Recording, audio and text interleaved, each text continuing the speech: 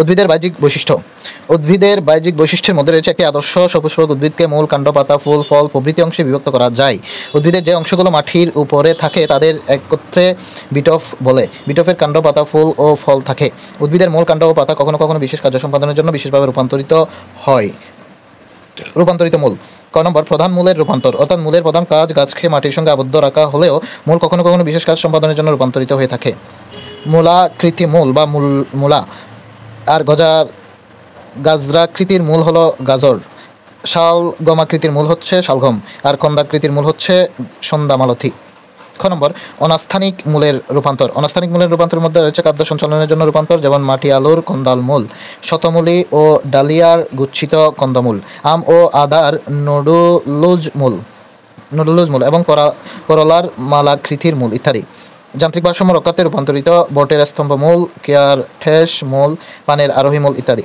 3 নম্বর শরীরবৃত্তির কার্য সম্পাদনের জন্য রূপান্তর, যেমন স্বর্ণলতার শোষক মূল, সুন্দরী ও গরান গাছের শ্বাসমূল, মিষ্টির আলু, পটল এবং কাকরোলের জননমূল।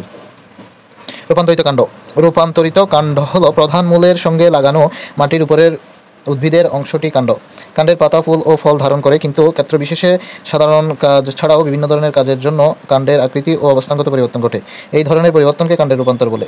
অবস্থান অনুযায়ী এদের 3 ভাগে ভাগ করা যায়। ভূমিস্থ পরিবর্তিত কাণ্ড। সাধারণত উদ্ভিদের কাণ্ড মাটির উপরে থাকে, কিন্তু যেসব কাণ্ড মাটির নিচে থাকে তাদের ভূমিস্থ পরিবর্তিত কাণ্ড বলে, যেমন আদা, হলুদ, সটি, গোলালু, উলকচু, পেঁয়াজ, রসুন, লিলি, টিউলিপ ইত্যাদি। অর্ধবায়বীয় পরিবর্তিত কাণ্ড। অর্ধবায়বীয় পরিবর্তিত কাণ্ড হলো কোনো কোনো কাণ্ডের কিছু অংশ মাটিতে এবং কিছু অংশ বায়ুতে থাকে।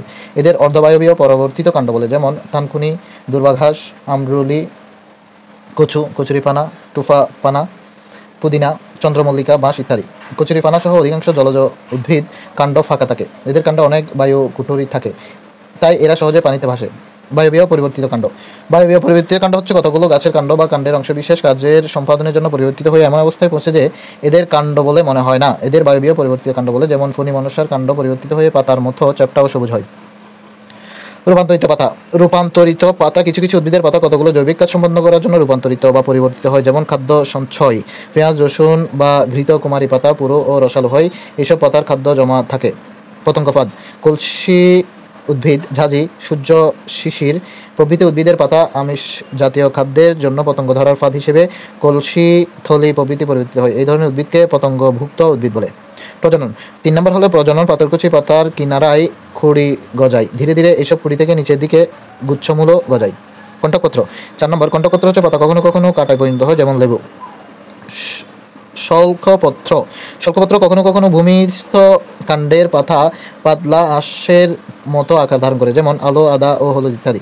এরাই শল্কপত্র। রসালো শল্কপত্র খাদ্য সঞ্চয় করে এবং কাক্ষিক মুলুককে রক্ষা করে, যেমন পেঁয়াজের রসালো শল্কপত্র।